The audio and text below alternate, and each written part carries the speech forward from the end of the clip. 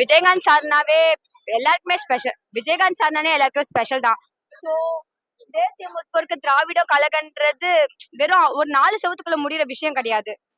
எப்படி சொல்றது, ஒரு மாநாடு. 4 கடலூர் டிஸ்ட்ரிக்ட் இருந்து பிறந்த பொண்ணு தான். சிதம்பரம் தான் என்னோட ஊரு.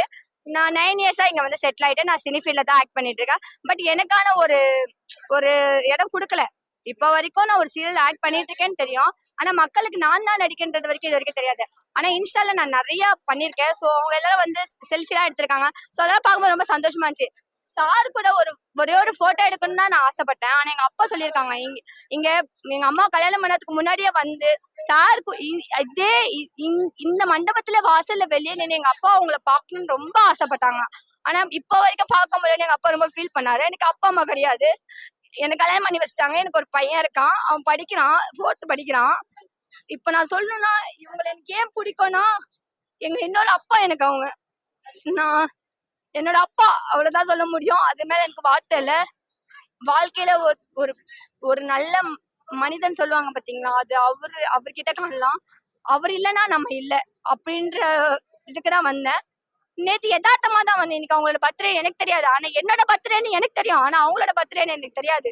சோ எல்லாரும் சாரோட பர்த்டேன்னு சொன்னோன்னே எனக்கு அவங்க பிறந்தது நம்ம பிறந்திருக்கமான்ற ஆச்சரியமாவே எனக்கு ஆயிடுச்சு. என் பையன் சொன்னான், அம்மா நீங்க போறீங்க, டான்ஸ் எல்லாம் ஆடுறீங்க, டிவில வருவீங்களாமான்னு என்னை பார்த்து கேட்டான். தெரியலமா, நான் போய் ஆட போறேன். அவங்க என்ன சொல்ல போறாங்கன்னு எனக்கு தெரியல. ஆனா என்ன பொறுத்த வரைக்கும் சார் கண்ணு முன்னாடி நான் ஆடுறத பார்த்துட்டு தான் இருக்காங்க. வாழ்க்கையில ஃபர்ஸ்ட் டைம் நான் டான்ஸ் ஆடி இருக்கேன்னா, ஸ்டேஜ்ல ஏறி ஆடின பர்ஃபார்மன்ஸ்னா சாரோட அந்த கேப்டன் மில்லர் சாங்ல ஆட்டமா தேரோட்டமா சாங் தான் நான் ஃபர்ஸ்ட் ஆடினேன். தக்கத்தி மித்தால எனக்கு கிடைச்ச ஃபர்ஸ்ட் பிரைஸ் அதுதான். அதுக்கப்புறம் ஒரு படியா ஏறி ஏறி ஏறி ஏறி இப்ப நான் சீரியல்ல வந்துட்டு இருக்கேன், சிந்து பைரவில. இப்ப எனக்கு ரொம்ப சந்தோஷமா தான் இருக்கு. இப்போ எப்பவுமே அவரோட ஆசீர்வாதம் எனக்கு இருக்கும். எப்பவுமே லைஃப்ல கிடைக்காத கிஃப்ட்னு ஒண்ணு சொல்லுவாங்க பாத்தீங்களா. எங்க அப்பா என் கூட இருந்து எனக்கு அன்பு காட்டல. நான் பிறந்தது வளர்ந்ததெல்லாம் எங்க பெருமா தான் என்ன வளர்த்தாங்க. எங்க பெருமா அடிக்கடி சொல்லுவாங்க, உங்க அப்பா எதுவுமே கொடுத்தது இல்ல, உன்னை வளர்க்கறதுக்கு எதுவுமே கொடுத்தல, நான் தான் கஷ்டப்பட்டிருக்கேன். அதனால 12வது வரைக்கும் தான் உன்னை என்னால படிக்க வைக்க முடியும், பிகாம்ல படிக்க வைக்க முடியாதுன்னு சொன்னாங்க.